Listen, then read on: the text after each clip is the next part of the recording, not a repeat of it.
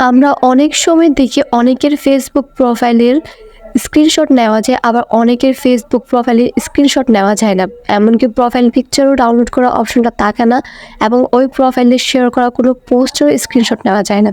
এখন যদি আপনিও চান আপনার প্রোফাইলের বা প্রোফাইল পিকচার কেউ ডাউনলোড করতে না পারে, বা আপনার প্রোফাইলে শেয়ার করা কোনো পোস্ট কেউ স্ক্রিনশট না নিতে পারে, তাহলে আপনার প্রোফাইলে একটা সেটিংস অন করতে হবে। সো ওই সেটিংসটা অন করার জন্য আপনাকে প্রথমে যেতে হবে ফেসবুকে। সেটা ফেসবুক লাইট বা ফেসবুক অফিসিয়াল যে কোনো একটা থেকেই পারবেন। তো ফেসবুক প্রোফাইলে সুইচ করার পর এখানে 3 লাইনে ক্লিক করবেন। ক্লিক করার পর ভিউ ইউর প্রোফাইলে ক্লিক করবেন। ক্লিক করার পর এখানে ক্লিক করবেন।